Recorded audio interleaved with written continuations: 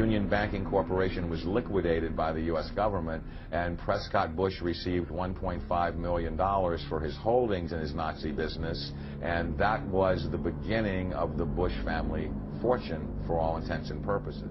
George Bush takes his inspiration from what he learned in Skull and Bones and from the Thule Society that Hitler and Goebbels and Goring cut their teeth in, Bohemian Grove, these evil organizations that perpetrate the ugly things that these criminals are doing to this country, for which they must be held accountable. They are the most violent, dirtiest people on the face of the earth. Somewhere Americans are going to have to take their country back and start finding out who are these people. Who are these people we call our representatives, the Bushes. George Bush, the president, his father, went around the country talking about a new world order. The people who are running this country from behind the scenes do not care a thing about Americans or bloodshed anywhere.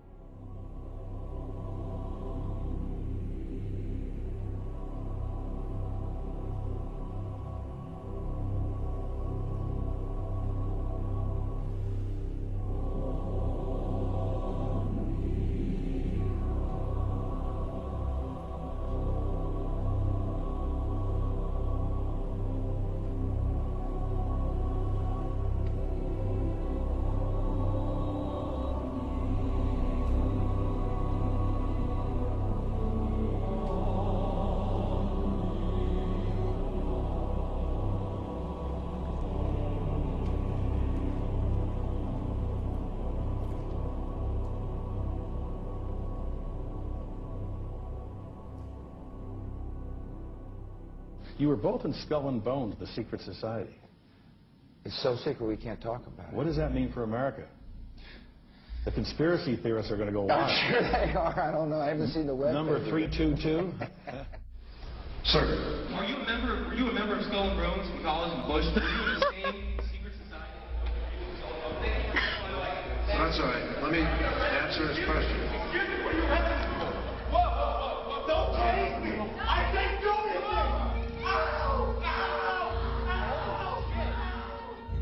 And what you're looking at here, staggeringly, is a group of people, some of the most famous people in America, in long gowns. Behind them there, you see a 40-foot stone owl.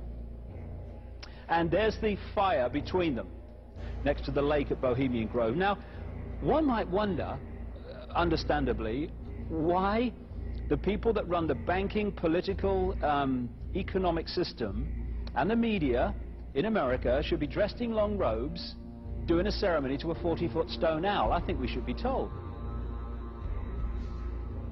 No doubt you'll be hearing about all the differences between John Kerry and George W. Bush. But we've discovered they do have something in common. During their respective college days at Yale, they both belonged to a group called Skull and Bones. He's come pretty close.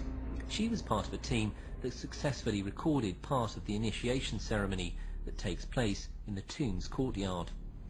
Okay, you have the doorway here. Yeah. Okay, then to the right you have a hedge, and then you have an evergreen tree. If you follow that line straight back, courtyard's in there. Ah, okay. So that's where they have the ceremonies in the outdoor part of it. Part of it was indoors. So we only got to see the outdoor part. Right. We only got to, and to listen to the outdoor part. God only knows what went on indoors. And what did you hear? What was it you know? You managed to get this unique access it was to disgusting. It was gross. I mean, they were pretending to murder people. What was the tone of it, though? Was it jokey, or was it quite... No, it wasn't jokey at all. It was sick. It's about the only way I can describe it. It was sick.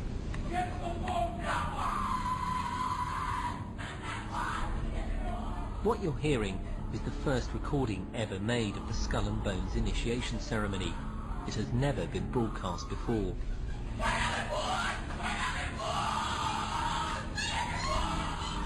15 new members of the club are being introduced into the macabre rituals of Skull and Bones by the senior students who are about to graduate. The club has what some might see as a strange fascination with death, skulls and bones. There's the chants too, difficult to hear first of all, but including the devil equals death, death equals death.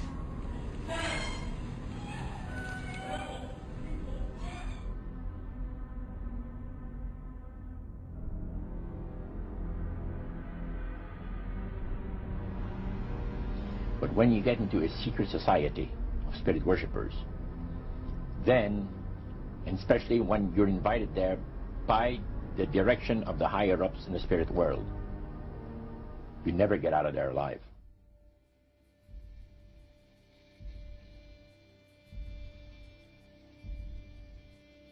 And he told us, he says, look, we worship spirits. We worship Lucifer and all his angels. They're just as beautiful as they did before they were cast out of heaven. He says there was a misunderstanding in the whole thing. He says among the inhabitants of the galaxies.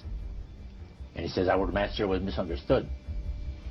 And they always praise the great master, Satan, as a super intelligent being that he is, beautiful to behold. And if he ever appears to you, you won't be able to look upon him because he'll be too bright.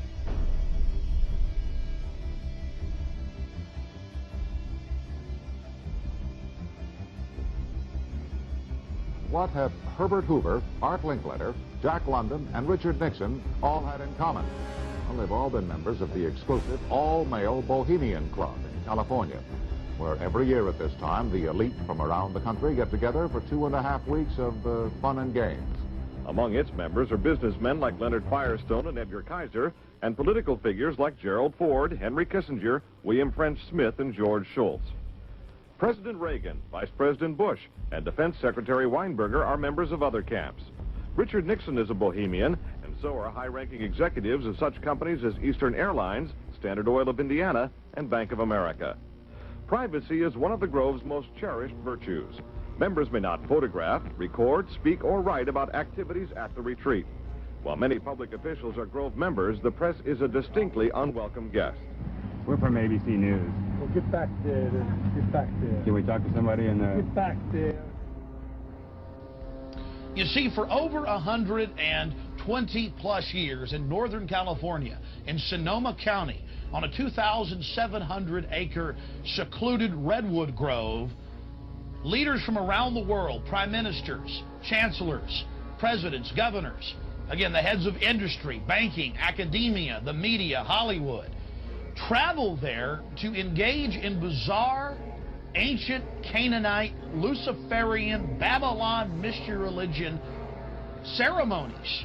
We were inside 4 hours. That's only one day out of the 2 weeks that they meet there for the admitted Summer Fire Festival of the Bohemian Club.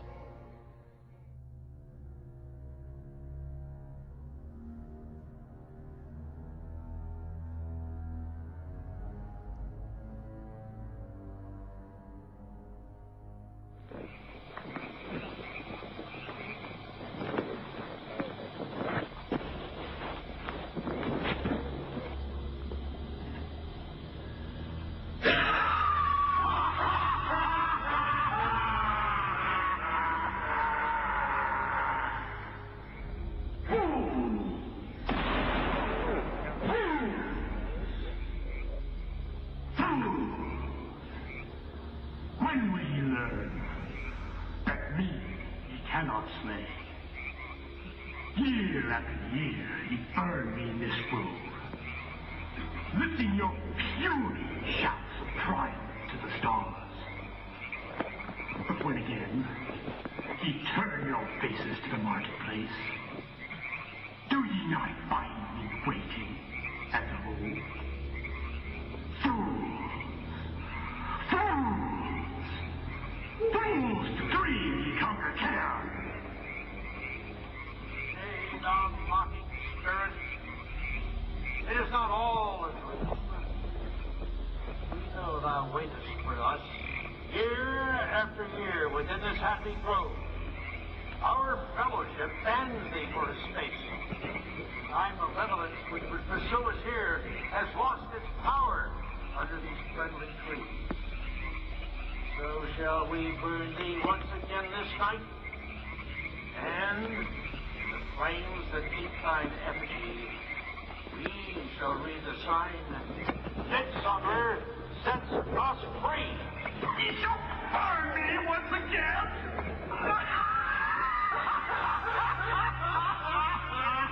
Now but leave way, which hither ye have brought from regions where I reign. Ye fools and priests, I spit upon your fire.